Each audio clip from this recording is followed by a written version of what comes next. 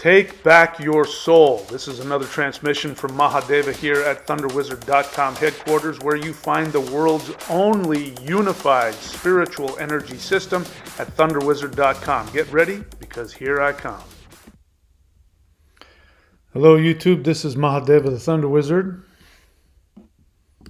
and I hope you're all doing well in our very strange and ever-changing world that we live in.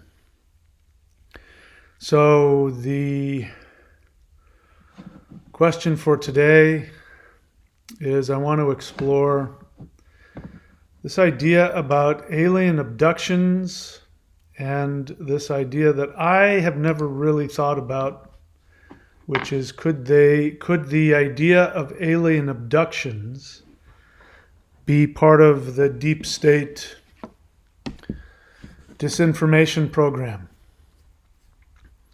And the reason why this is important for me is because, as you know, even though I've always been teaching and exploring and experimenting with all kinds of out there, different spiritual kinds of things, I was never really a big fan of conspiracy theory. And it's because I never really thought that much about human governments, human military. I pretty much, that they seemed like they weren't that smart. They were kind of stupid. The way that wars are waged. I mean, all we have to do is, look at what's happening in the Ukraine. There really doesn't seem to be a whole lot of people really seem to know what the hell they're doing. It's very destructive. It's not precise.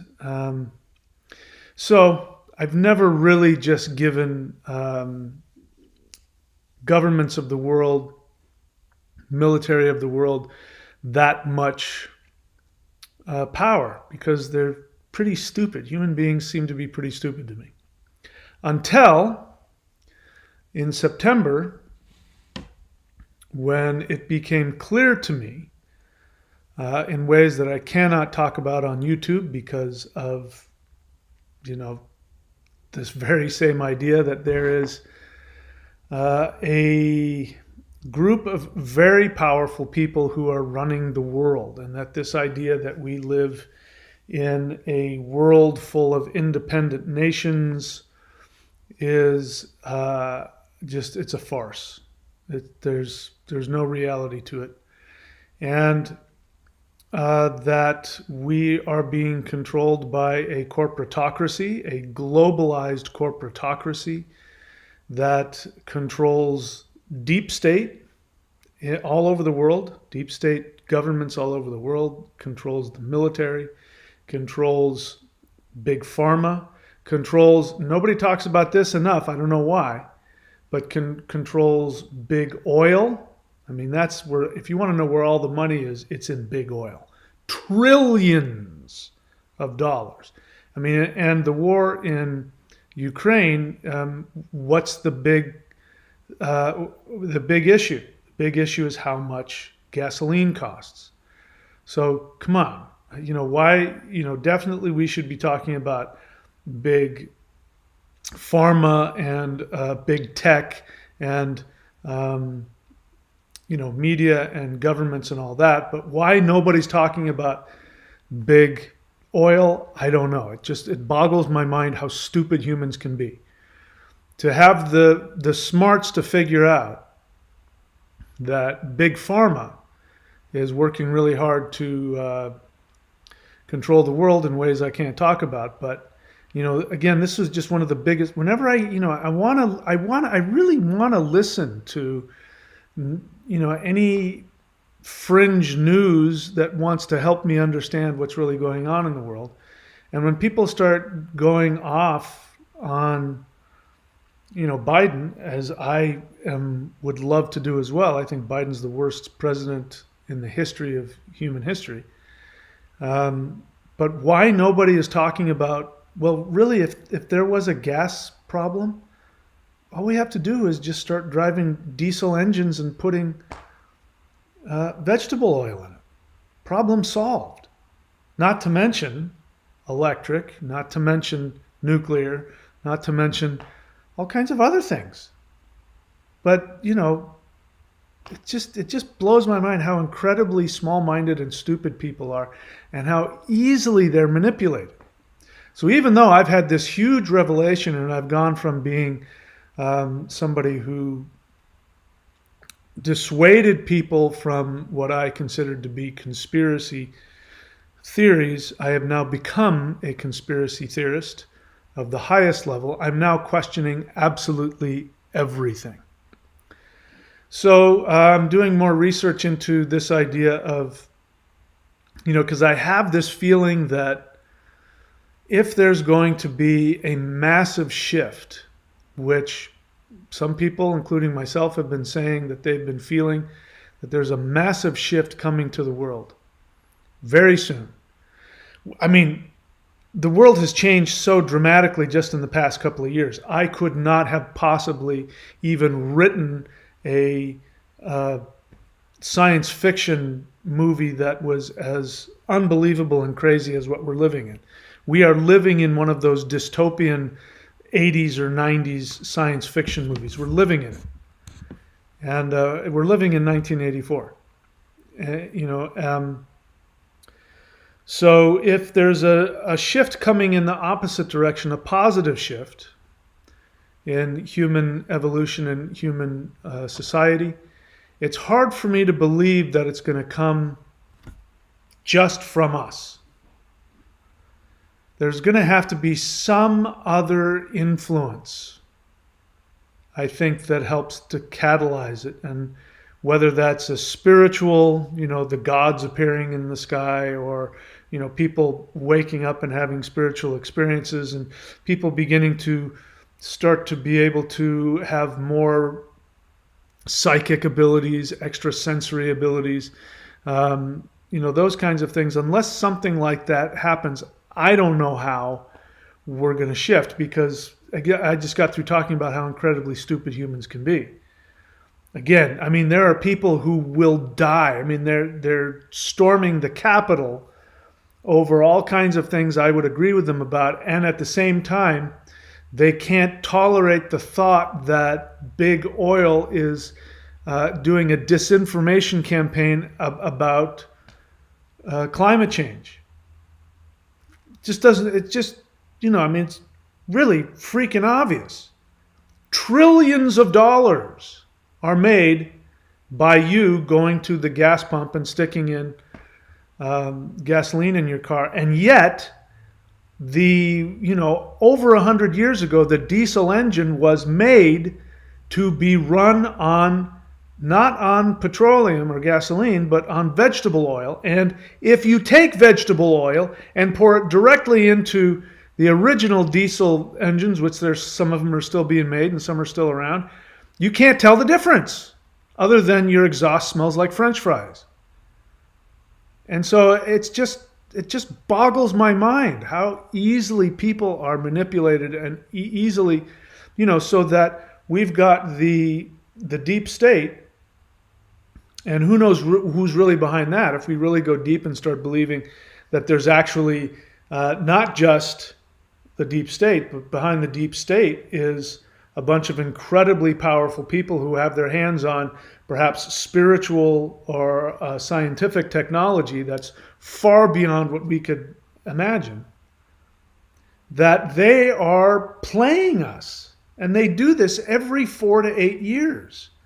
One party will become the party that's going to save us, the liberals, the Democrats. In fact, I was listening today on, because I live in Florida, so you just kind of turn on your car radio and it goes to Fox News or whatever. And I'm listening to people on the radio talk about how parents are being silenced and canceled, and you're not allowed to say certain things, and that the ultra liberal, people who want to be able to tell, kids that it's okay to get sex change when you're 12 years old, that those people are, have the power to silence concerned parents. And they were talking about our rights and our freedoms in the exact same way that liberals talked about their rights and their freedoms in the 70s. It was the opposite. The liberals were the ones pointing at government saying, there's a deep state behind there, that there's the military industrial complex, and and all that's happened now is that's shifted over to the right. Now the left are the ones that are mandating medical procedures on people in ways that were absolutely unbelievable decades ago. And it's now the right that is talking about our rights and our freedoms in the you wouldn't be able to tell the difference. How do you not know that you're being played? Every 4 to 8 years, the people behind the governments, behind the political parties, they'll just dangle one in front of the other until you're so manipulated and so angry at them that then they'll say, but global warming's a hoax. Oh yeah, that's right. Freedom means that we should belch out more fossil fuels. Oh, no, not that. Come on, guys, wake the hell up. So I have always been very interested in, I have been mildly interested in this whole idea of alien abductions. And they were a lot more popular in the 80s and 90s. The 80s and 90s, if you're too young, you may not remember, but it was a big deal back then. There were movies made about it. And now that I know what I know about how the world works, nothing gets on to any big media, whether it's movies or whether it's television or whether it's the news, nothing gets on without the approval of the deep state. So if there were movies being made about alien abductions, Whitley Strieber wrote his books about it, and there was,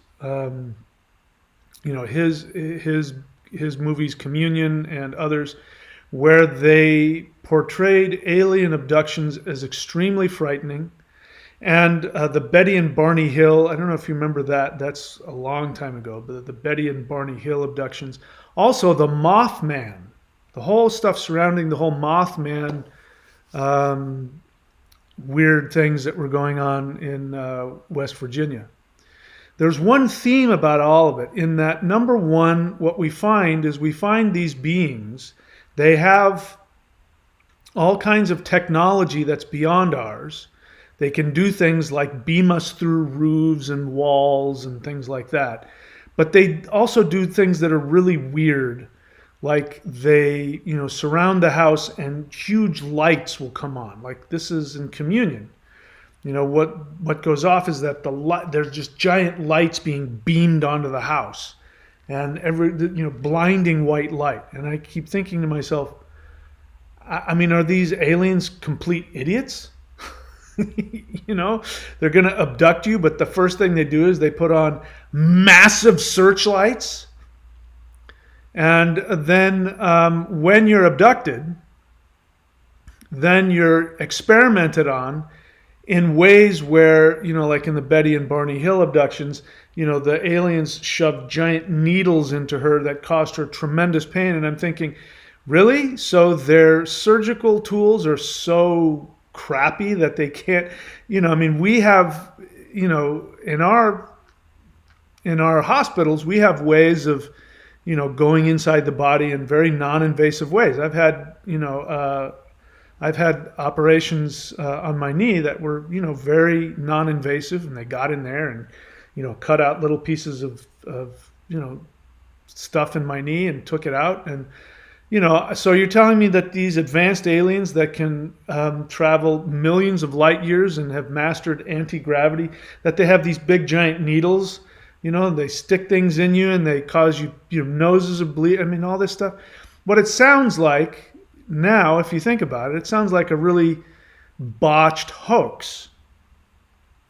And So if you've looked at other people like Dr. Stephen Greer, who there's a lot of controversy about him, and I can't tell if he really is a fraud or if there's misinformation, because as we know, I mean I was a victim of mass misinformation about certain medical procedures that I have different views on now. And now I know for a fact that there is a huge amount of energy going into misinforming the entire public on every level of media possible. So people like Dr. Stephen Greer, who claim to be having connections with extraterrestrials, are giving a completely different understanding of it, where that these are beings that actually are able to come in and out of our dimension, that they can manifest fully in our dimension or partially in our dimension, or that they can be half in and half out. And that craft will, they'll fly, but then they'll just disappear, just phase out of existence. There's some video of that. Again, you can never tell with video what's real and what's not, because it is possible to pretty much fake anything on video these days. Now you've got the deep fake where you can put somebody else's face over mine, and they can make me look like anybody, and I wouldn't be able to tell the difference. It's just amazing the control that we have over lying to people. So I'm not averse to the idea that the deep state military has access to technology that can mimic alien craft. I believe that, I mean, I don't know, but I don't doubt the possibility that our military has either created technology and or reverse engineered alien technology to be able to come up with fake aliens, fake alien craft, fake alien abductions. Again, when I first had my big red pill experience in September, I went to debunk, because one of the things that I wanted to do is I thought it was really important that we stick to the actual science that is showing that certain things are not the way that they're being advertised. And so I wanted to debunk certain things. And when I looked into it, I actually found out that no, those actually exist. Like putting, injecting sensors in you that upload you to the cloud, that give people the ability to monitor your physical, your heartbeat and your, all kinds of other things that they can track you in ways, that you can't see. And then there's all kinds of other evidence that things are even beyond that, which is above my pay grade to understand. But at this point, the stuff that I remember saying on this channel when people were asking me about certain things, I'd say that's just not scientifically possible. We don't have the ability to do that. And as it turns out, I was wrong. We do, or they do. That ability exists. So what's really important about that isn't that the idea that the deep state can fake alien abductions and have a misinformation campaign to frighten us against aliens. It has worked with me. I can tell you the thought of trying to reach out and contact alien civilizations, I haven't done it because I think to myself, I don't want to be abducted and have somebody stick be rectally examined or anything like that. None of that sounds like any fun to me. So I don't know what's going on with those aliens, but I don't need to go out on a date with them. And as I think about it, that's a pretty successful way to keep human beings from evolving. And this would be the final act of control. And I guess I'm having a hard time conveying this the way that I want, so I hope you'll stick with me and help me get there.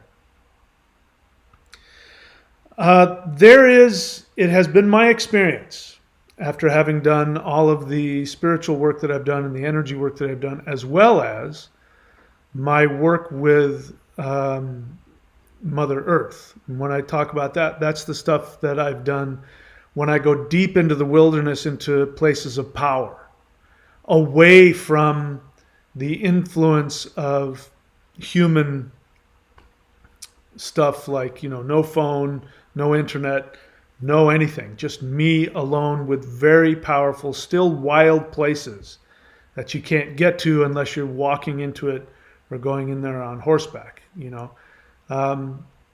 When I'm in those places, especially if it's in places that have lots of granite around it, granite mountains especially. But those aren't the only places. But places like that, when there's a lot of real power, working directly with Mother Earth, I've been able to experience these other dimensions, other portals, and experiences with other consciousnesses that are sharing the same physical space with us but are in different dimensions. And everything that I teach here, all of this stuff, especially this stuff enhances and magnifies that ability, hundreds of times at least. So in other words, if I wanted to go off into the wilderness, let's say I decided at age 30, 30 years ago, I was going to go off into the wilderness and I was going to just work with Mother Earth so that I could move into the next level of existence, move into another dimension. I'm just telling you my experience, I believe I could do it. Just with the desire to go there and just being there and opening up my mind and working with a different understanding of reality. Because you don't realize you carry with you a human program of your reality. You have no idea that this is going on until you really actually are taken out of it. And, again, unless it's happened to you, you won't even know what I'm talking about. You may think you do, but unless you've done it, you won't know what I'm talking about. I could do that. If I didn't have any spiritual technology, I feel pretty confident I could go do that. It would probably take decades, but I think I could do it. When I practice this stuff and I go out into places of power, it's like, going decades or more into a whole other realm of existence, a whole other realm of being. And I've been thinking about this for decades, actually. I've been thinking about how, if we are going to evolve, if the world is going to shift and change, the first thing that has to shift is our communal projection of what reality is. That's going to have to change. Now, why don't we do that? We don't do that because it keeps us safe. And as I've said before, I can tell when I am out of the influence of the human thought bubble that covers the majority of the world. And it's getting stronger and stronger and stronger and stronger. I've felt that as time has gone on also. That when I used to go up into the wilderness in the 80s, that's when I really got the most benefit. I'd go up in the wilderness by myself or with, a couple of friends. And we'd go into these, places you can't get to except on, foot or horseback. And you spend at least 2 weeks up there. What would happen with me is that my brain would sort of break. And I'd realize that the thoughts that you carry with you, you don't realize how it affects the manifestation of your physical reality. Your physical body, the manifestation and the density of your physical body is dependent upon the unconscious, continuous programming that's going on in your brain all the time. One of them is money. I talked about this all the time. How many people watching me are so bent out of shape about money? I know I have been. But how many of you think that if I could just get enough money, and you haven't even realized that money is an intellectual concept. It means nothing. And it doesn't matter, again, I'm listening to the radio and people are saying, so what we need to do is you need to get gold. If you get a bunch of gold, what are you talking about? The only thing that has to happen is that, if there's a big enough worldwide disaster, gold is going to be worthless too. Because you can't eat it, you can't you can't wear it. It doesn't keep you warm.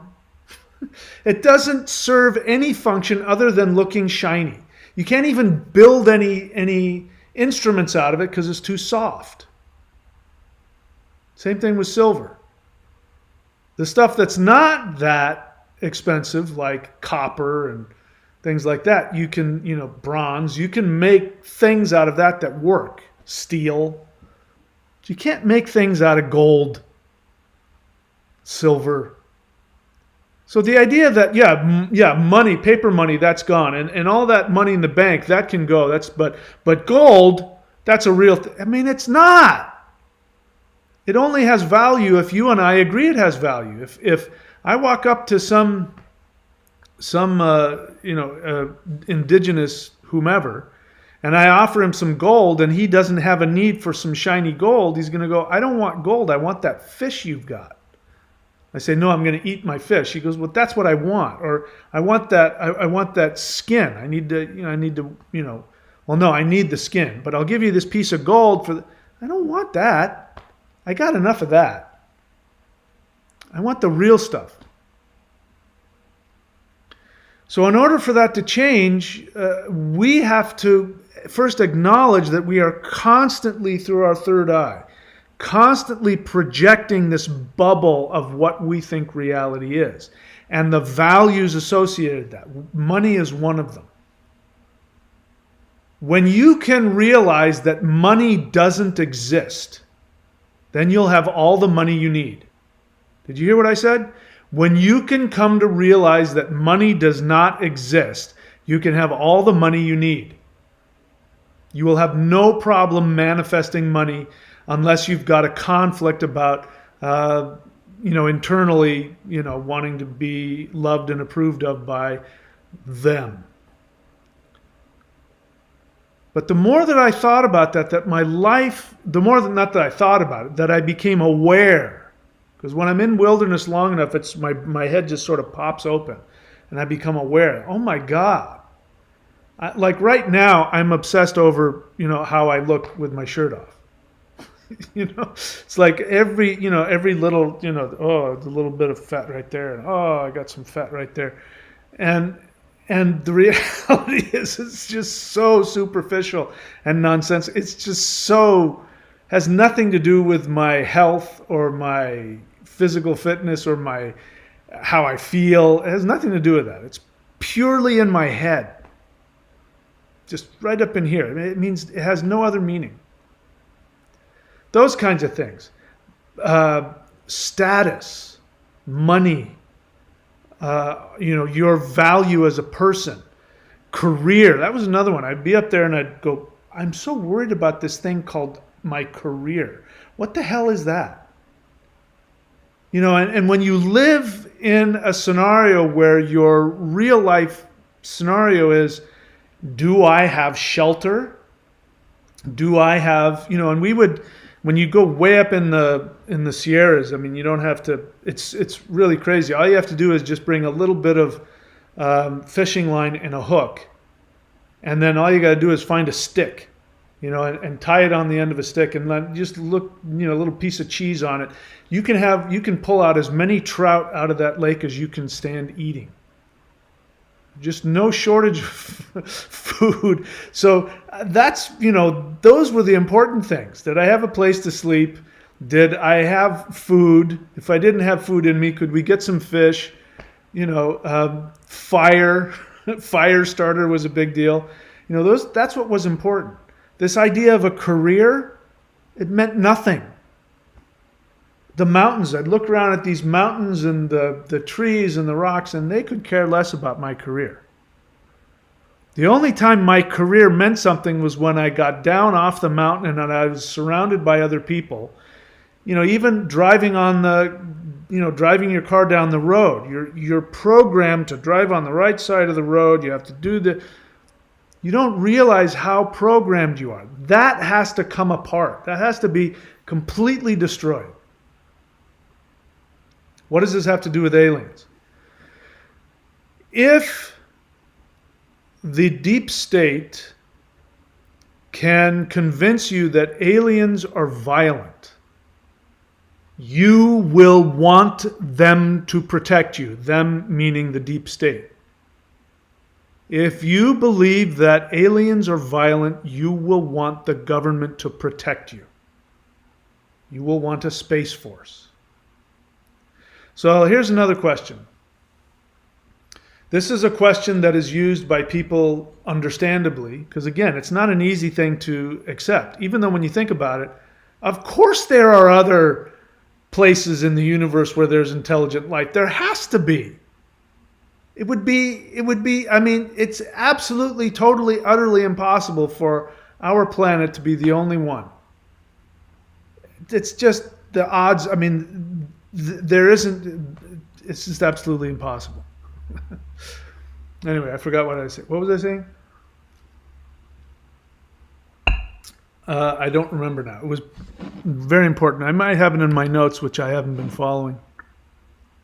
All right, so the assumption, so if you follow the assumption that aliens are violent, then you're going to want to be protected by our military. You're going to want our military to protect you. So that is a really great way to keep people in that bubble of human projected reality. So I'm offering a possibility here which I think makes a lot more sense. The more that I experience this dystopian reality that I didn't know I was living in my whole life, when I come to that realization and when I've seen what has happened medically, without getting specific, the things that they have been able to come up with medically that none of us knew about. The stuff that they're telling you got to do and the science behind it. Did you know that existed 5 years ago, 10 years ago? I didn't. They just sort of threw it up. Oh, by the way, we have this magical thing that we can do. And it's like, it sounds like magic, but it's not. I wouldn't have believed it possible. I would have said, they can't do that. How can they do that?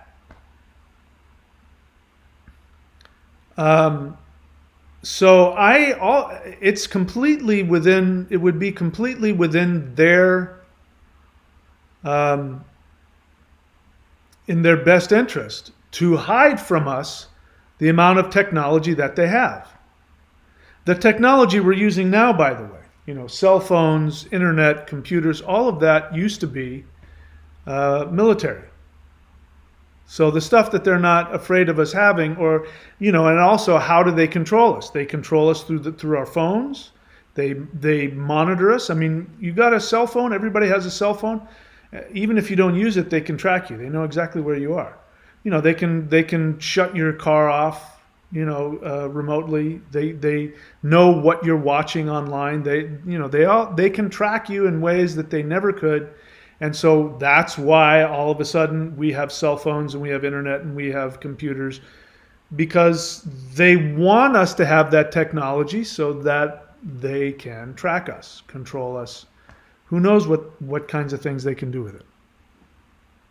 So it's in their best interest to keep us in this limited idea of reality. So if there are other consciousnesses out there, other entities out there that are on a higher level than that, that is a threat. Just the thought of you being able to access that is a threat, because then you cannot be controlled. This stuff here is almost non-existent. I mean, the real masters of this stuff, that original technology of the Maoshan is pretty much gone. I have bits and pieces of it, which I share with you here. I am getting more downloads on it, which I'm continuing to share with you. And the truth is I've been downloaded stuff that I wasn't ready for.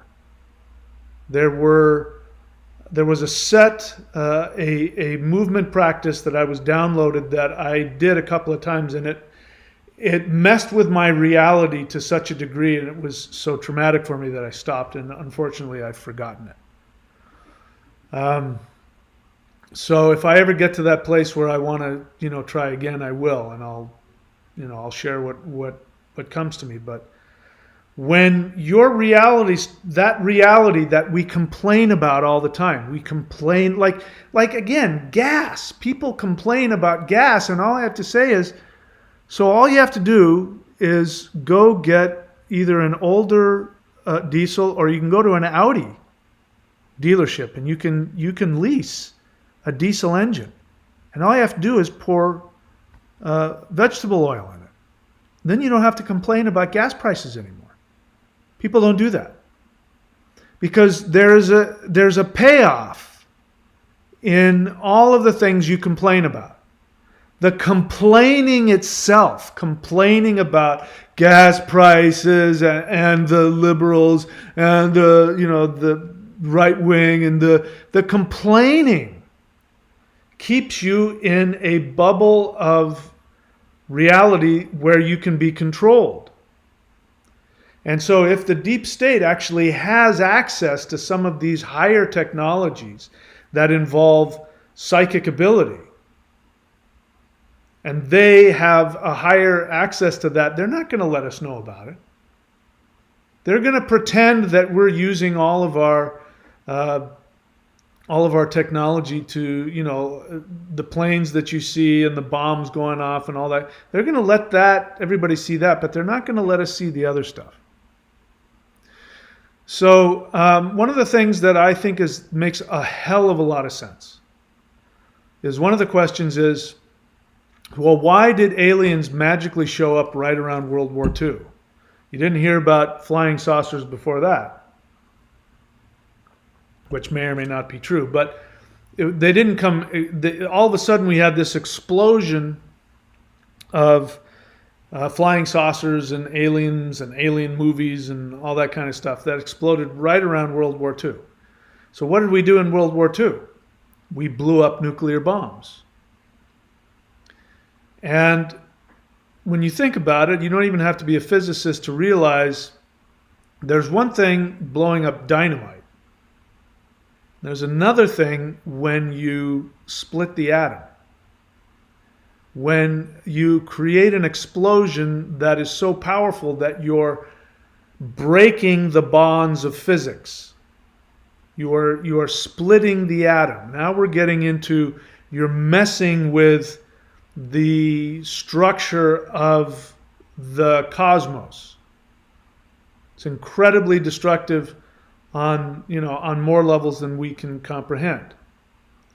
And if you know anything, if you've had any experience with any kind of spiritual experience, psychic experience, you know that the law of non-locality is a real thing. Meaning that what happens here, there's no distance between here and the end of the universe. That's an illusion. That what happens at the molecular state here happens anywhere else. Couldn't happen anywhere else. So if we're setting off nuclear bombs here, we have no idea what kind of damage that we're doing in other dimensions. Forget about this dimension. Other dimensions, other places within this dimension. And so if there are highly advanced beings out there and they become aware, holy crap, somebody just blew a hole in our dimension, what the hell's going on? They're going to come check it out. They're going to fly in and see what's going on. One of the most common reports of this phenomenon is that there has been numerous reports from people in the military who say that UFOs appear over nuclear silos and they turn off.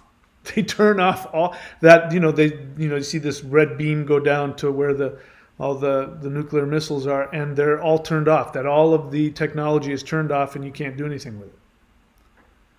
And that's kind of a sign saying, hey, we can stop you from doing this. The other thing you think about this, why did we stop using nuclear weapons? Why did we stop? I mean, from a military perspective, it worked really well. And it wasn't that, oh, we're shocked about nuclear weapons because, we continued to use napalm. What's the difference in terms of blowing somebody up? What's the difference between using a nuclear weapon and using conventional weapons?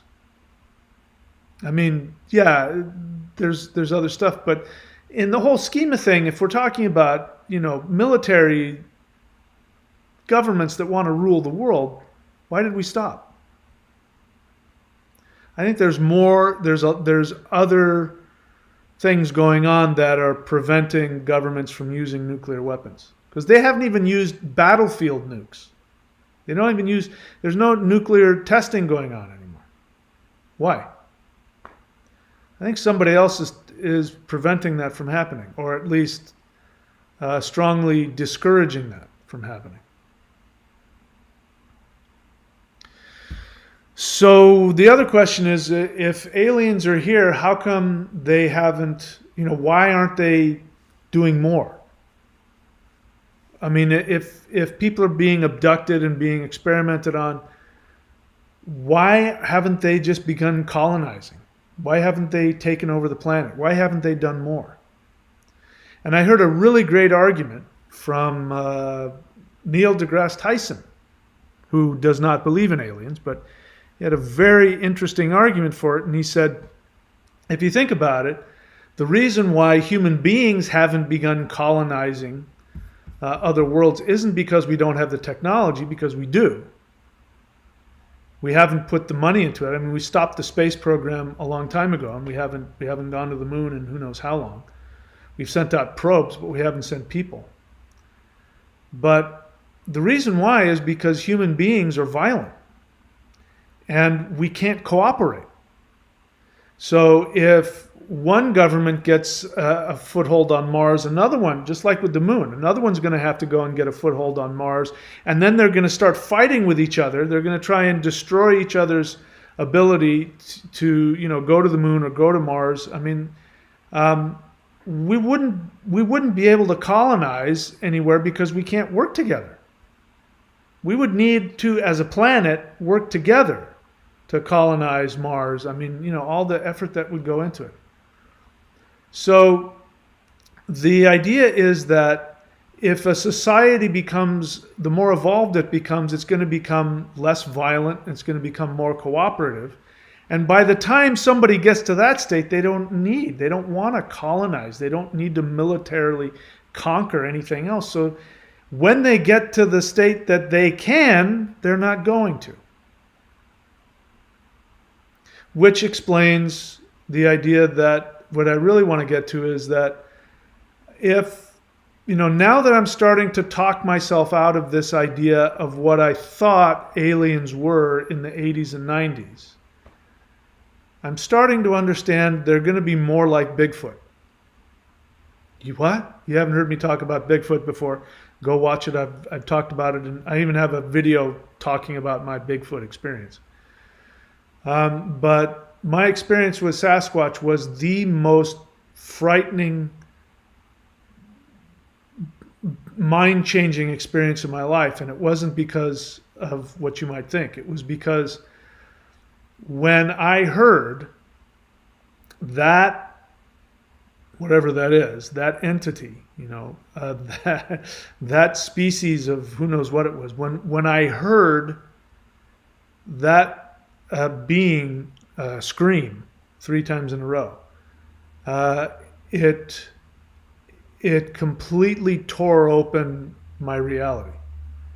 I've shared it with you, but I'll share it again very briefly, et cetera, et cetera, et cetera. I'm up in the mountains, and it's twilight, and you can barely see, and things get really spooky and weird at twilight, and I'm getting ready to cook my dinner, and I hear, just outside of camp, I hear the loudest, and I'm not kidding, the loudest biological sound I've ever heard. The loudest sound that's ever come out of a biological entity in my life. Not just loud, but powerful.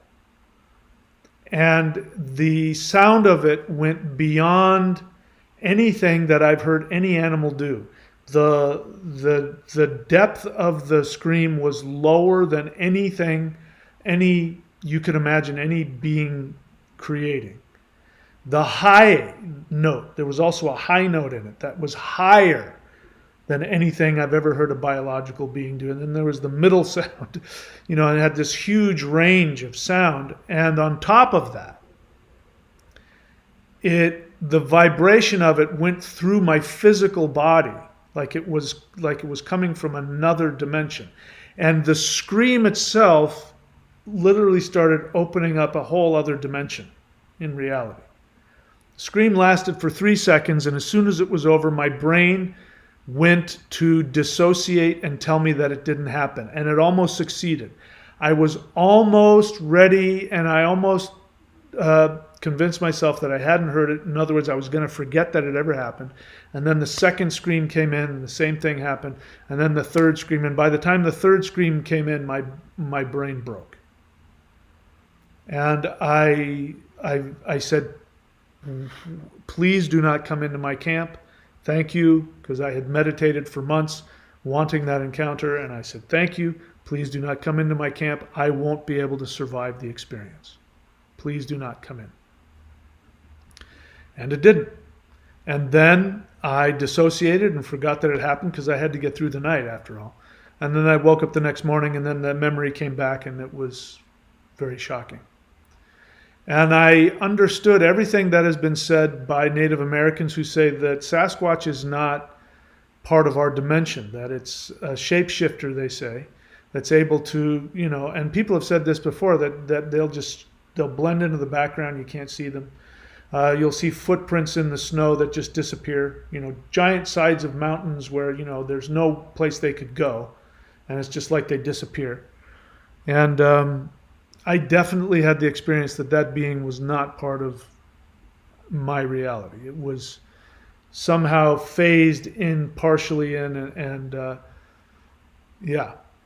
So that is my belief that they have, whatever they are, that species of hominid has evolved to a level where their projected reality is in a different dimension.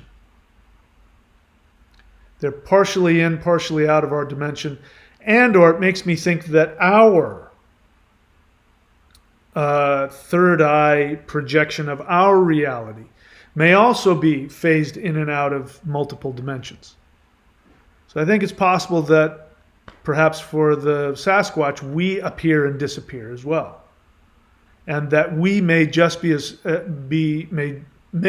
just as frightening to them as they are to us. It's possible that what I experienced as this scream that tore open the cells of my body and thrust me into a whole other realm could have been somebody saying, hello. From their perspective, they're not screaming, they're, hello.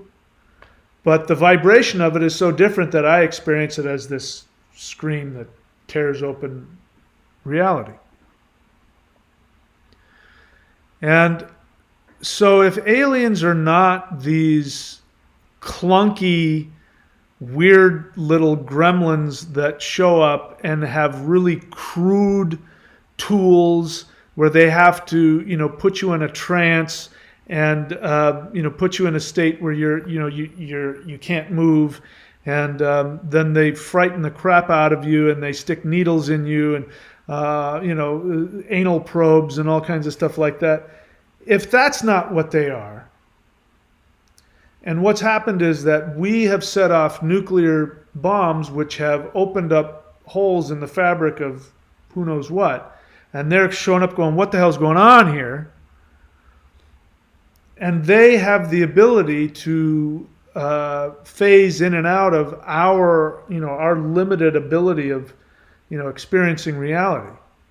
And that their technology is not based in physical working things like we have, but on the mental level, the level of directing consciousness, the level that we would experience as gods.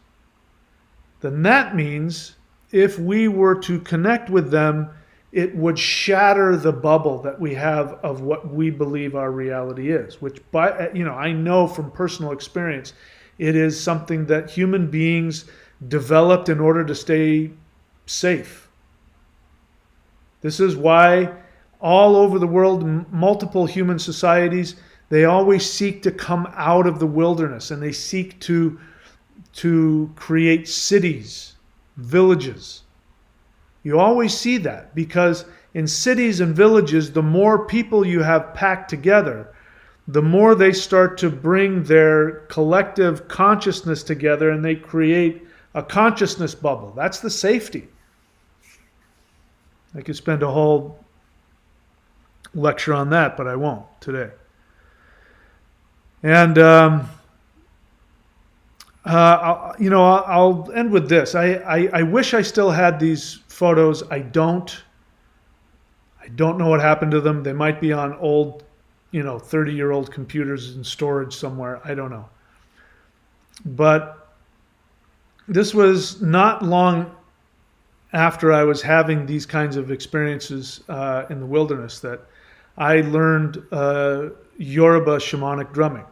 I became very well versed in that practice, which, by the way, drum circles are not at all African drumming in my experience. African drumming is an extremely precise science where you play a rhythm, somebody else plays a rhythm, and it takes years to learn how all these rhythms come together. But when you play them correctly, something happens. There's a portal that opens. And I won't spend the time to go into it, but somebody was taking photos of me while I was playing. And one I was playing, I'm actually playing the drum, and another one I was in between songs and I was walking across the room. And in those photos, my head is gone. And not only is my head gone, but you can see behind me, like the people in the wall. I mean, because I looked at it, I'm like, what the heck is this? I've shown it to people and they couldn't believe it, and they've accused me of doctoring it or something like that, and I didn't. These were digital photos, and yeah, you look at me and I'm sitting there playing, and my hands are gone and my head's gone. And in another one, I'm walking across the room and my head is gone. And parts of my legs, you can see through there was a thing leaning up against the wall, and you could clearly see the thing leaning up against the wall, which was behind me, through where my legs should have been. You can see my torso, but you can't see my head or my legs. Really weird. And I wish I had this, but I got rid of it. As you know, I had a very destructive relationship a couple of years ago with a woman, unfortunately, who had a very severe mental illness. But that really messed with me. Like, that was really destructive to me mentally and emotionally. She took a couple of pictures of me. And in those pictures, my head is like in half, and part of my head is like behind my other, like there's me walking in my head. When my neck is here and my head is like behind my body. Or it's cut in half and my head was split in half, which is exactly how I felt. And my point about all of that is that we do have this ability. We have this ability that these other conscious beings have. We just haven't, first and foremost, we haven't let go of our consciousness bubble. Our bubble of our reality, which is based in all of the crap that you guys complain about, especially you political people. When you want to complain about this political party or that political party, and again, you want to complain about, which is very true, Joe Biden is doing this and that and the other thing, and the cost of gas is going up. Yeah, right. And why aren't you driving a car that you can use vegetable oil on? Oh, that's right, because you like complaining about things. Because complaining about things keeps the vibration low, which is familiar. It is safe. You feel connected. Because when you disconnect from that bubble of human projected reality that we live in, it will be frightening.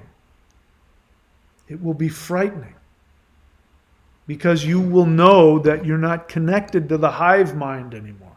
And that's what all of this stuff is about. Especially this stuff right here. And I'm now coming to the conclusion that the reason why this stuff is so important, why the lightning Qigong is so important, and why I am now feeling the impetus from the universe to give out this information, which I couldn't do. I mean, if I tried to do this 20 years ago, I would have been shut down. My teachers would have shut me down. They're either dead or too old, or who knows why they don't care. But I've done my spiritual work where I've asked the ascended masters, can I share this? And the answer is a resounding yes. That's your job. That's why we taught this to you. And if I'm really thinking about it now, this is, we could fight evil spirits with it. But that's practice. What we really need to do with these practices is to destroy and fight against the collective unconscious projection that is being controlled and manipulated by the cabal, the deep state, the elite. That behind all of that, they are manipulating our society so that we will stay in a certain frequency of awareness. Now I'm wondering what happens if we do start reaching out. I'm starting to wonder if this, the beings that I connect to when I do this, the Mao Shan, the spirit fighting, because I've always said it feels like Vulcan Kung Fu. It feels like it's not part of my reality, and it really does mess with me. In fact, let me read, I hope this is okay. I'm going to read a comment from somebody who left a comment just recently about this practice, specifically about the Patreon Lightning Qigong. So I won't mention any names, but this is worth listening to in case you want to, oh, come on. I have to actually type in the correct, stop telling me what to do. Sorry, just give me a second here. My unconscious resistance kicking in here. All right, here we go. So I want to share this, and then I'll open it up for questions. Again, this is a question and answer. But let's see, where are the messages? Right there. I won't mention any names, but I get these kinds of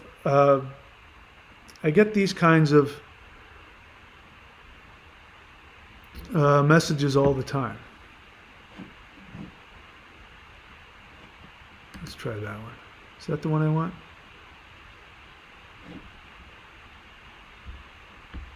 Okay, nope, I'm going to give up here in a second because I don't want to take up all your time while I look up something, and I'll try and remember.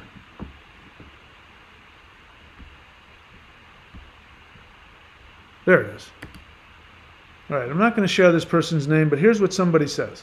This is about the Warrior 90-Day Lightning Qigong. You want to know what you can expect? People say, what can I expect? Well, here's what might be your experience.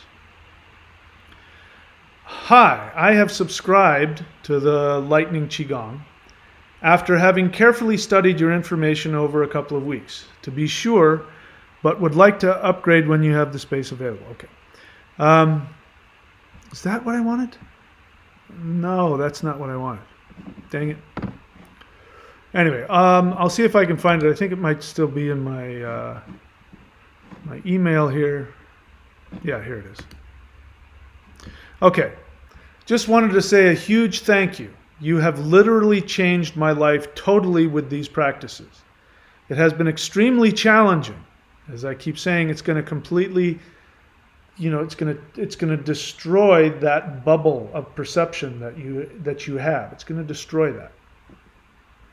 It has been extremely challenging. I kept thinking, I can't do this because it brings so much pressure. Simultaneously, it nearly breaks you. I got through it. I don't think it's a New Age joyride, far from it. It opens a door. You walk in and it shows you a new way of being. If you accept and stay the distance because you've got the guts and durability it requires, you survive it and come up trumps. If, however, you are a lightweight, it wipes the floor with you and throws you back out the door. That's the only way I can explain it. Monumental, pivotal, incredible. It shook me to the core, but I hung in there, and it has completely changed me and my future. Thank you again. I've spent a lot of money over the years looking for something that would make a difference to me. This is it. It gave me the courage and true grit to overcome the self-doubt, procrastination, lack of self-esteem to finally take the action required. I did it, but without this practice, I think I would have died wondering what might have been. Total game changer. Now, that is somebody I have not encouraged, I have not, spoken to, and that's just one of many messages that I get on a regular basis. So whether you decide to become a Lightning Qigong subscriber or a Maoshan practitioner, go on to the free YouTube channel, do the Awakening the Immortals Qigong.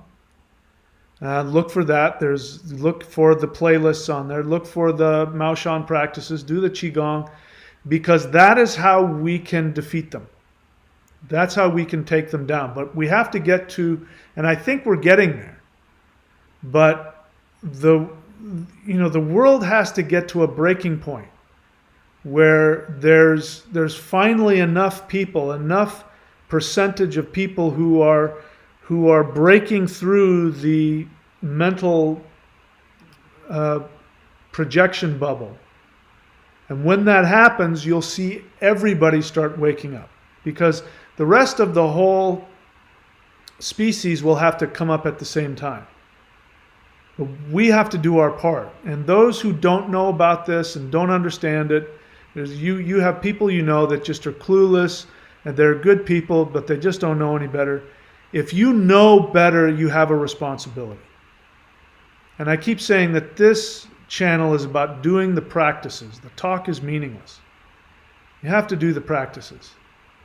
So I invite you to do them, whether or not you do the Maoshan, or whether you do the Lightning Qigong, or whether you do the Awakening the Immortals Qigong, or whatever it is. Please be a part of this so that we can, and if you want, you can use the intention to go out and destroy the mental and spiritual hold that the elite have over us, have over our society, have over your family, your friends.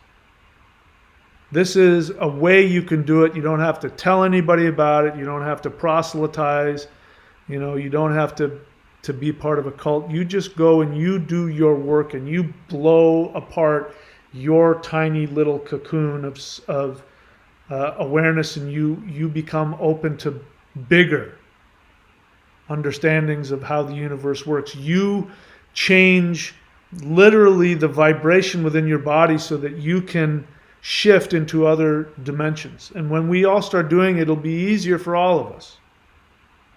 The more people that do it, the easier it's going to be for everybody else to shift into different dimensions. All right? So I'll leave it there, and if you have any questions, I'll take them. A question and answer means if you have a question, write the word question. And if you have a feeling, write the word feeling. I'm not going to pay attention to anything else because you know how I am about that. Zaralath, question. The movie Dark Skies 2013 I thought was very good. I don't remember it. Boy being harassed by Greys before full abduction, parents in a race. Yeah, have you seen this film? All right, so that's an okay question. I much prefer questions, where you think I have the answer to something. Asking me what kind of shoes I wear, what kind of underarm deodorant do I use? It's along the lines of that. Have you seen such and such movie? I prefer a deeper question than that. Short answer is no, I haven't seen that movie. Zaralast, honest feeling, I'm looking better, bare chest too, but always, all right. I understand that. Just something that happens with age. That's what I'm finding. I mean, I'd have to completely just I don't know, probably just cut out carbs 100%. It just would be such a pain. I did it when I was in my 30s. I was 145 pounds.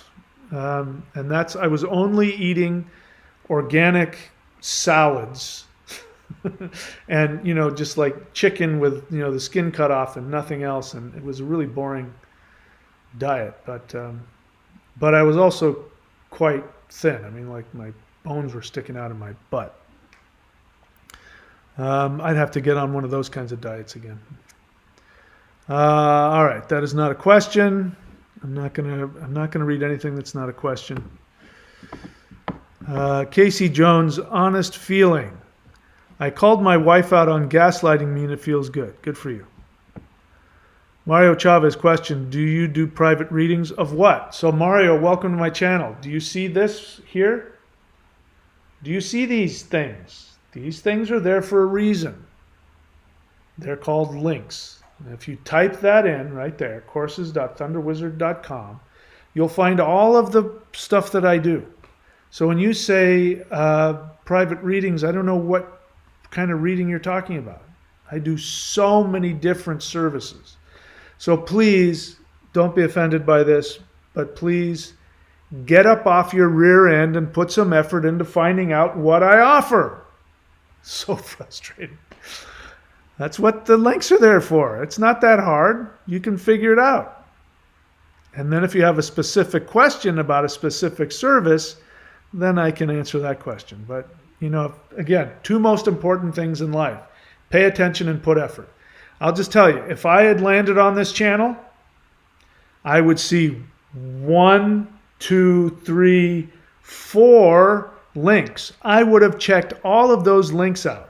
Not only that, I would have gone onto their YouTube channel page and I would have looked at all of their playlists and I would have searched for whatever I looked for long before I ever bothered to ask, hey, do you do a private reading? So, forgive me for being that way. It's frustrating to me because, yeah, I do, but what kind of reading are you looking for? Why have you looked at any of these? All right, let's see here. Captain Kono, question. You mentioned going to places of power for weeks at a time. What made you want to come back into the human bubble? Well, I had friends, I had family, I was in college, so I had studies. I had career that I was working towards. I had goals that included being part of society. Later on, there were times when I didn't, but the truth is, I'm human. No, to be honest, one of the reasons why, at 58 years of age, I'm lifting, powerlifting and things like that. One of the reasons is because, number one, as it turns out, intense athletic exercise is like the far and away the best life extension. If you want to live a long time and you want to never be sick, by far the most effective way to do that is intense athletic training, especially weight resistance. There's nothing better. So that's one of the reasons I do it. Second reason is that it keeps me in my body because I want to be here. If I did the things that I used to do, I wouldn't be on this plane anymore, and I don't really know what I would be doing or where I'd be living. I still have a desire to be part of the human race. So I'm sure that played into it as well, why I came back. But the real question is, why do you ask that question? Nobody asks those kinds of questions unless you relate to some of those feelings. So there must have been something I said that stirred up some feelings in you. Because you're not asking me some random question like what kind of razors do I use to shave my head with? You're asking something that touches you. The best way to interact with me is to share with me the emotional connection you have to that. All right, what else? Did you start to feel unsafe at the end of those weeks outside of society? Okay, so now we got to it. So you're afraid, right? You're afraid that if you did that, it would feel unsafe. And I don't know what you mean by unsafe. What does that mean? Certainly, psychologically. I mean, if I'm honest about it, the first 6 days were difficult. And if you've never experienced this, if you've never been somewhere for 6 days, and this was before cell phones and internet even, so it would be even worse now. But for the first 6 days, I felt uncomfortable because I didn't have television. I didn't have newspapers, and I didn't have magazines. And I didn't have, things that I used to, the things that we use to bring us normalization. We all do it. I mean, how many people now, especially, how many times do you look at your phone a day? Thousands? Probably, right? Video games. I can't go sit on the toilet without taking my iPad with me so I can play my little video game. When after about 6 days, my mind would pop open, and that's when I'd go, "Holy crap! Money doesn't exist." And then I would actually begin to see and feel energy emanating from around me, and that I was being empowered by that there was this much greater, more powerful matrix called energy, called the earth, life force energy. So if I'm honest, I felt safer out there. But that would have meant giving up my connection to my family and my friends and everything else. And that made me feel unsafe. So the only thing that made me feel unsafe was not being able to be connected back to my human connections. And of course, I still had an attachment. If I have to tell you, if I were to go back in time to my 25-year-old self, that was just absolutely so torn up about making a career and all of that, and I would just it was hard to sleep because I was so focused on what am I going to do to make a career? What am I going to do to make money? I've got to make money. I've got to be successful. And I mean, it was so much pressure. I would go back and tell myself, forget about that shit. Go and surf. Go surf. Go do what you want. Live in studio apartments. Who gives a shit? Work part-time at the post office and then just do whatever the hell you want. That's what I would tell myself.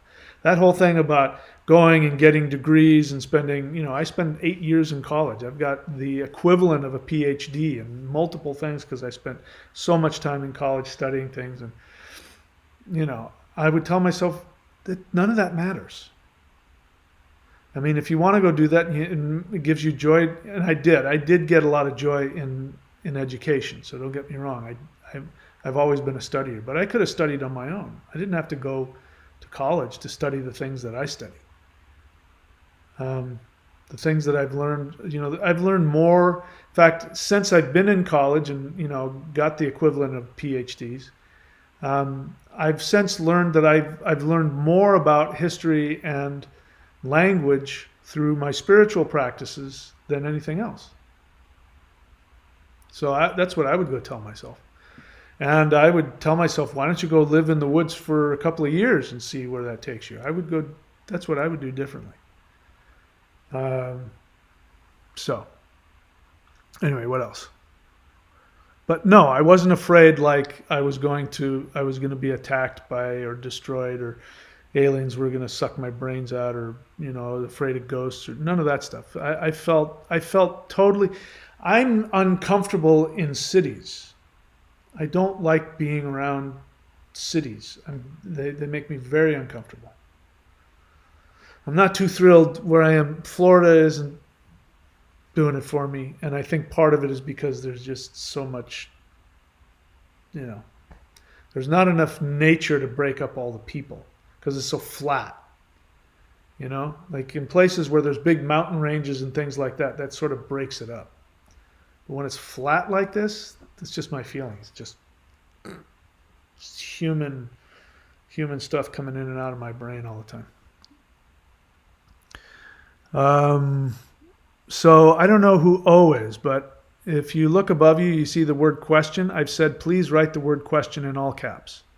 Because look at that. That's very easy to miss your question.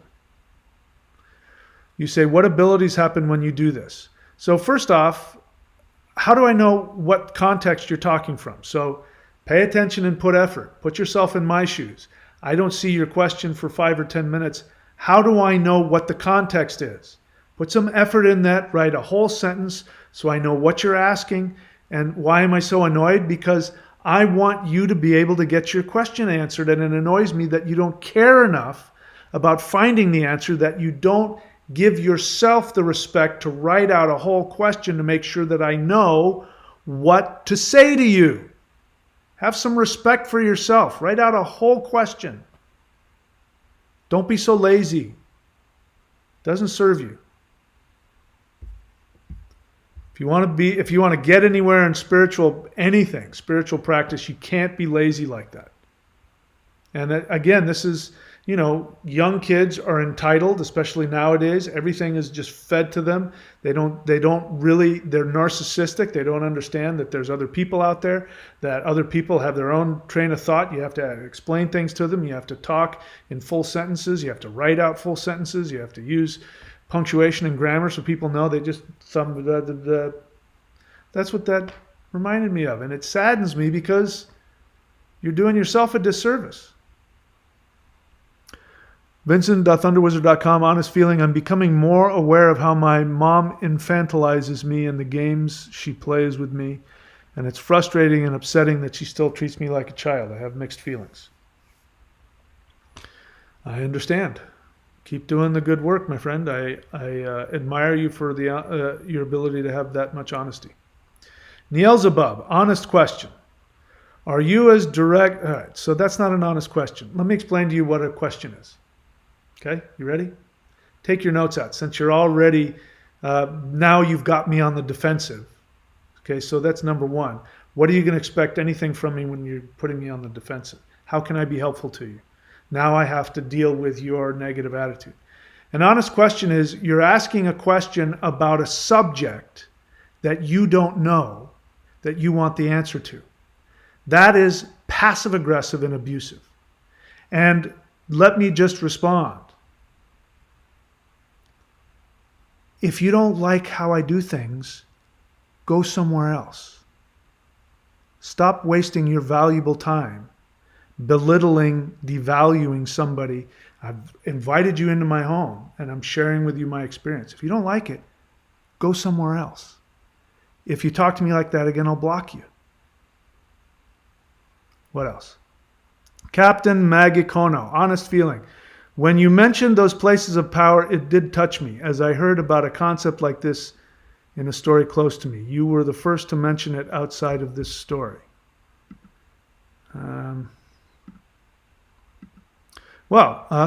Yeah, it's great when we share our experiences, because then we're not alone. And that's, one of the things that abusive people do is they try to isolate you. And the way that they isolate you, and this last question, which I just deleted, is a perfect example. When you don't share from yourself, from your feelings, from your experience, you make yourself unavailable. That comes from fear. So when you don't want people to see you because you're afraid that they'll hurt you, have power over you, manipulate you, something like that, you don't reveal yourself. And then simultaneously what you do is you isolate that person. You do that by attacking, belittling, and personally attacking somebody. So there's a difference between, sharing something and then personally attacking somebody. What they call ad hominem attacks. In other words, I could say, what you just said really makes me uncomfortable or really makes me feel this way. Or I could say, what you are is that you're an egotistical, belittling asshole. See the difference? One puts me completely on the defensive. It isolates me. It doesn't share any of your feelings. And it's a way of controlling, manipulating. It's abusive. But when you operate from your feelings, then you're actually connecting with people. So when you share your feelings like that, when you mention those places of power, it touches you. What happens is now we're connected. There's no judgment. There's no isolation. There's actually a connection that's going on. Zeralath, you know how it works? Question in all caps. Why? Because I just missed your question for that reason. I have dreamed of aliens, in some cases good and others bad. I'm always okay in the morning. Should I be concerned with the meaning of old dreams? I don't know about being concerned. I always analyze my dreams, always. I assume that my dreams are always unconscious issues, because dreams are either fantasies. You have a dream. If you have dreams about beautiful young women, it's obviously your fantasy. If you have dreams about demons hassling you and destroying you, that's a fear. And then there are other dreams where it's just your brain trying to work through all of the memories and it's just filtering out all the stuff you're not going to need so that you forget it. Like, do you remember everything you did the day before? No, of course not. But it all goes in there. It's just when you go to sleep, your brain has to get rid of a bunch of stuff. But I don't believe being concerned is important. Zeralath, I keep wanting to ask you this. You may have answered me. What exercises of mine are you doing? Are you doing any of the energy exercises? If you do things like awakening the immortals Qigong, especially if you do the Maoshan spirit fighting, your dreams will take on a whole different, completely different vibe. They're not the same.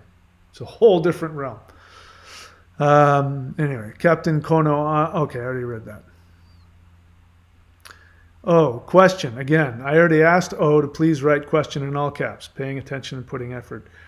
Is it weird that I don't get angry or mad, really? So, I'm really happy that you're on my channel. I welcome you to the channel. I hope that this channel will be helpful to you.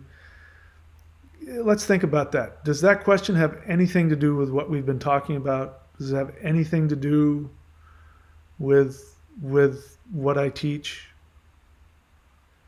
It's on the level of, is it weird that I don't have to wear any perspirant? I don't really smell, and is that weird?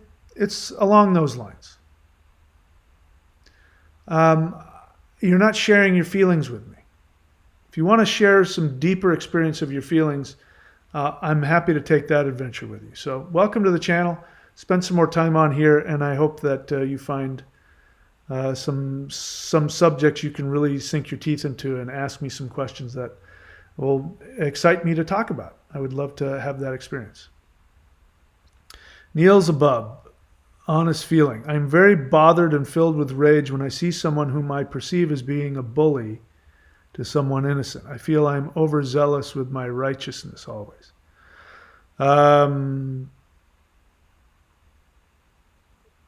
so you're getting better, Nielzebub. You're getting close, but let's not bullshit each other. That's a passive aggressive, you're attacking me. You're judging me. So you're getting there. If you are able to share your direct feelings, let me give you an example. Honest feeling. I am angry at you, Mahadeva, because I perceive that you were bullying the other person.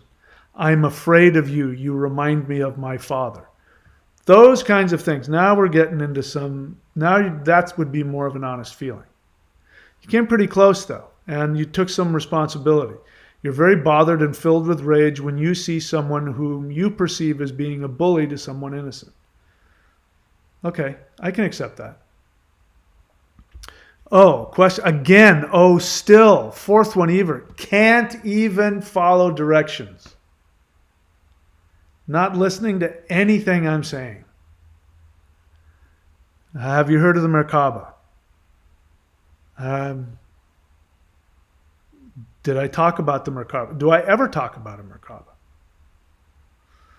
Merkaba? So maybe you don't know, but the reason why I don't answer those kinds of questions is because if you want to learn about Merkabas, talk to people that teach about Merkabas. If you don't know if I teach them or not, instead of asking me, hey, have you go and spend some time researching the channel.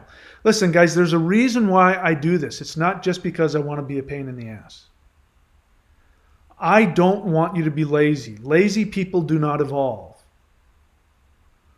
And again, if I go onto a channel and I'm watching somebody and I want to know if that person teaches a certain thing, I know how to go onto their channel and search their channel to see if they talk about it. So if you really want to know that, put the effort into it. Let me know that you're paying attention to what I'm talking about now. Ask me about what I've already talked about. Put the effort into it. Zeralath, yes, awakening immortals, but seldomly at present. Why? As well as much of your other YouTube material going back, Hool, Breath, Thor, Heaven, Earth. So are you saying that you're doing all of it, but not so much? So Zeralath, to my knowledge, you're not paying for any subscriptions or anything, right?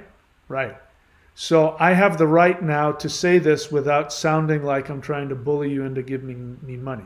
And that is, this stuff is free and it will completely change your life. Take advantage of it. Do it every day. The free practices. Pick one. Do it every day. That's important. If you do it every day, you'll shift. If you do it and then don't do it and then do it and then don't do it, it's not that that's bad. You're still going to move forward. But what happens is in between, your unconscious limitations get in there and pull you back down again. So you go 2 steps forward, 1 or 2 steps back. But if you do it every day, your unconscious resistance can't get a foothold and you shift completely. Okay, what else? Ben McBurney, honest feeling. I love the Sierras and I used to work and live in the Sequoia National Forest. Sequoia National Park was my favorite place. And it bordered. I would go in and out of the Sequoia National Forest and National Park. By the way, there's a lot of Bigfoot activity up there. Always wanted to hike for a long time like you described. Ben McBurney question. So again, all caps so that I can see it. Please. Would you mind describing whereabouts the Squatch sighting took place, such as which trailhead?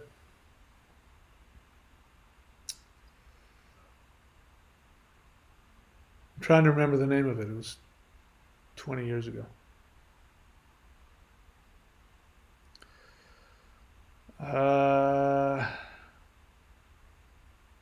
Sorry, it was right there, Southern Sequoia National Park, right on and right in the border there. But here's the thing: it doesn't matter. It's not like if I give you the exact trailhead that they're going to be sitting around there, drinking beers, and you stumble upon them. That's not how it works. If you want to have a Squatch experience, here's what you do. Every night for a month, before you go to bed, you meditate and you send out the desire. You send out the request. And you say you want to experience them, you want to see them, you want to communicate with them, and then go out. That's, by the way, how the people who are talking about how to have experiences with extraterrestrials is through meditation. Through meditation, and the thing is, you have to have what they call a pure heart. So you have to not have any negativity associated. So in other words, if you wanted to go out there and hunt one, and you started meditating on, please come out, they would know and they would stay away. So you have to have just an honest desire to, without any negativity, just have a positive connection and experience.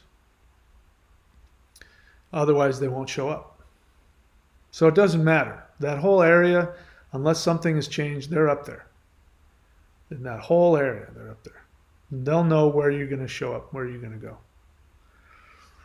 What else?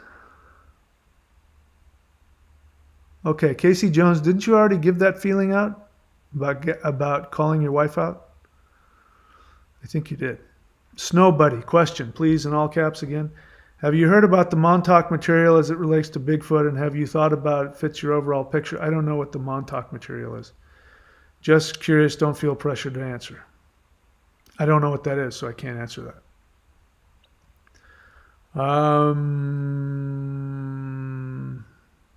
Okay, Zaralath, I'm going to call you on some potential bullshit. Okay, you ready? You say, I will, thank you. I've been working better with Saturn lately. I guess you mean by that more, what do you call it, more discipline. My mind is more flow state. So are you using that as an excuse? Because discipline is you do it even when you don't want to do it. You go even when you don't want to go. You log it in there and you say every day. So flow state, yeah, there are going to be nights, I'm going to sit here and eat Cheetos and watch TV instead. So, I'm just telling you from my experience, I know that sounds really spiritual. Man, I'm in the flow, man. Oh. But discipline is discipline. And in order to make a shift, we're going to have to change the brainwave entrainment. And that can only be done through discipline. Doesn't matter what it is. Going to the gym 6 days a week, meditating every day no matter what, doing your mantra every day no matter what, doing your practice every day no matter what. That's the only way it'll shift. So it's okay with me if you do or you don't do something, but I don't want to co-sign some kind of, self-justified resistance. It's not laziness, because laziness actually takes a lot of effort, but it's really resistance. So you have to act on one or the other. It's great if you can act on doing the practice when it's easy. When it's hard, that's when you make the gains. If you're in the gym lifting weights, it's that last rep that you barely get out. That's the one that stimulates the muscle growth. If you want to shift the entrainment of your brain, it's the days that you don't want to do it that you have to do it.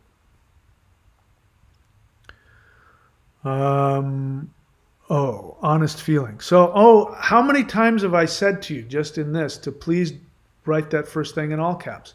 Why can't you do that? This is what I mean. You're not paying attention.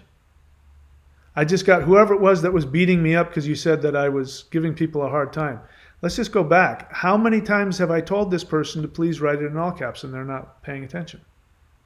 Do you still think I'm bullying them? All of the, me being straight didn't change them. They're still doing what they did before. So, honest feeling. I just wanted to know if the Merkaba, okay, so that's not an honest feeling. You're just trying to justify the question. I don't care about that. You say, I want to know if the Merkaba was a good move because it creates your own. But okay, so I don't teach it. I can't talk about something I don't teach. That's the point of all this. And so this will help you get out of your narcissism. And this is part of, again, I don't know how old you are. You strike me as a young person. You're on your thumb, with your thumbs on the phone. Am I wrong? I could be wrong. Anyway, I forgot what I was going to say. Yeah, anyway, you get the picture. Pay attention to what I teach. Ask me about what I teach. And be willing to do the work. Let's see. Agent of the Universe, honest feeling. A lot of feelings have come up when doing the full set of yin-yang hands. All right, so what Agent of the Universe is talking about is that up here, if you go to Warrior 90-Day Lightning Qigong, if you are a subscriber, you will see a brand new video that I've just put up. And it is talking about, you can see me doing half of it right there. It's called the yin-yang hands. And I'm not going to get into it, but I explain how the full yin-yang hands practice actually connects you to both realities, because our universe has two realities. We are only experiencing half of it.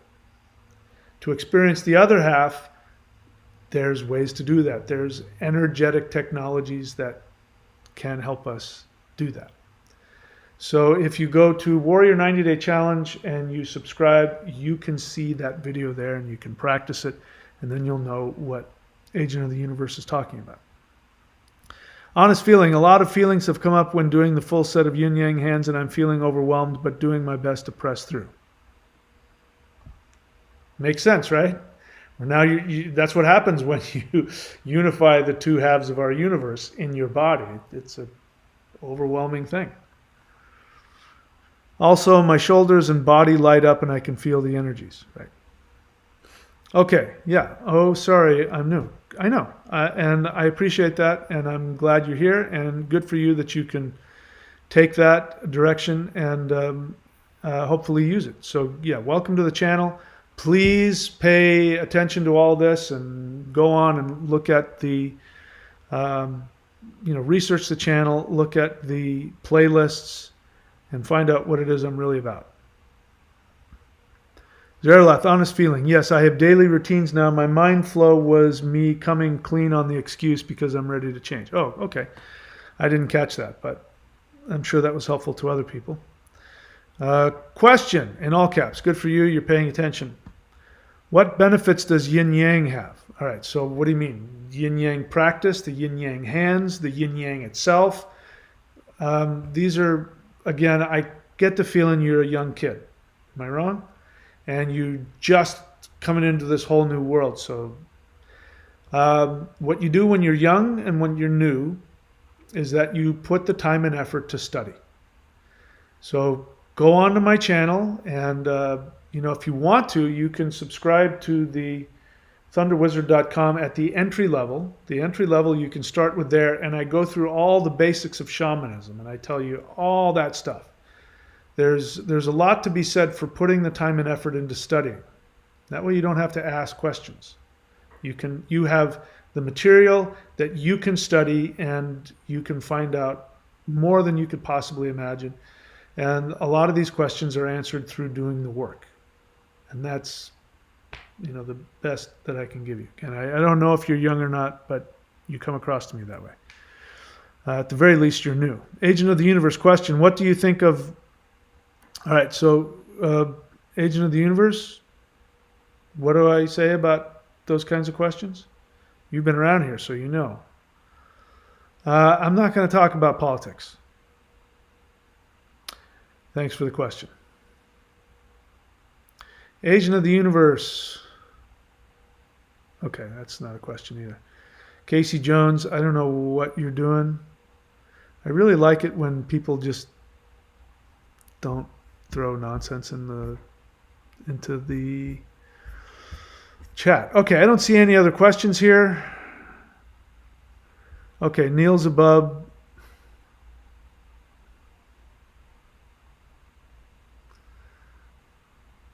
Let's see. Okay, honest feeling, great. You're talking about something I don't know anything about. So I'm glad that that's been helpful for you.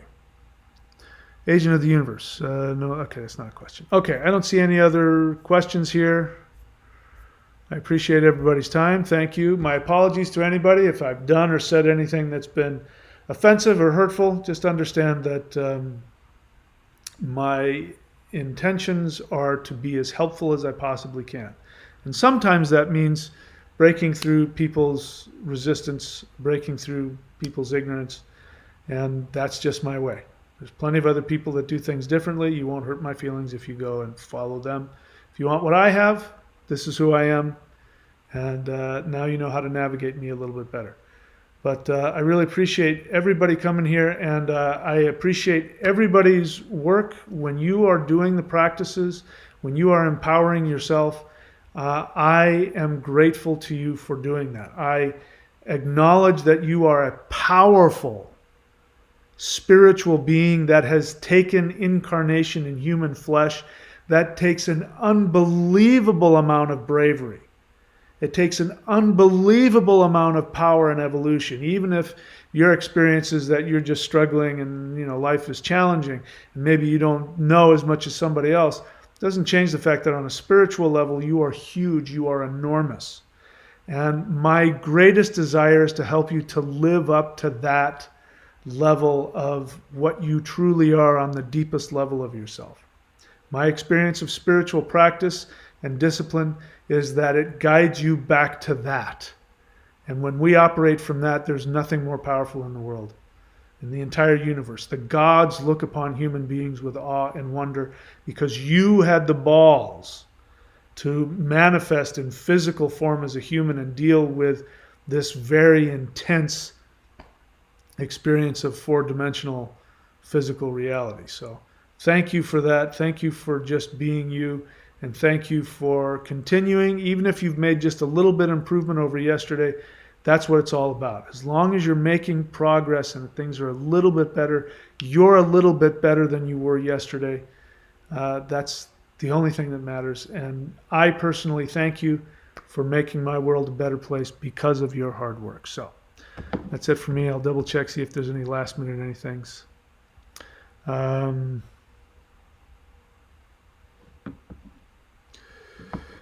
Zerlath question, can places of power be alien portals?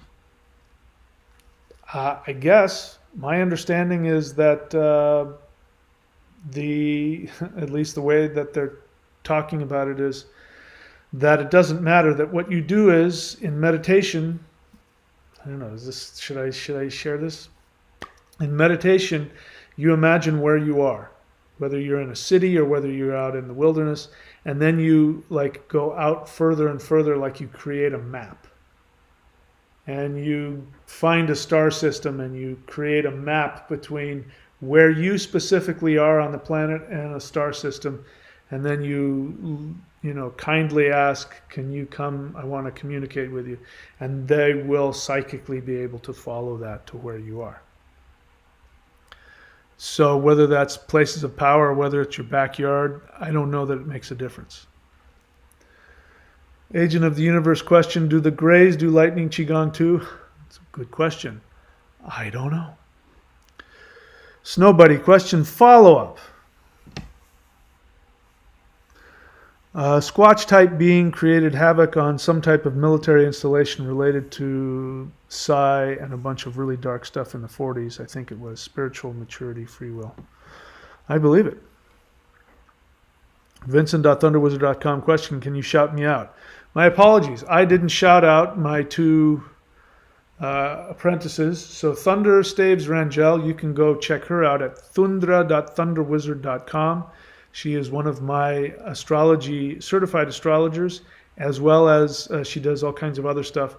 You should also check out vincent.thunderwizard.com, and you'll see he is also one of my certified astrologers, and he has his own stuff that he does.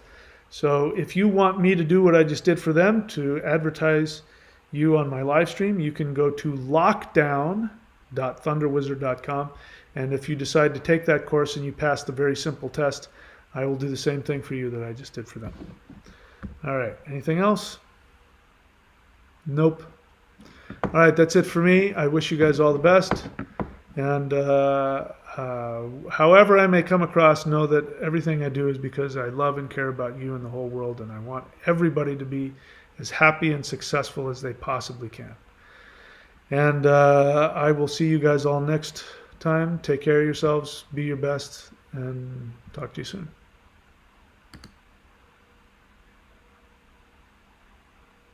Take back your soul. This is another transmission from Mahadeva here at ThunderWizard.com headquarters, where you find the world's only unified spiritual energy system at ThunderWizard.com. Get ready, because here I come.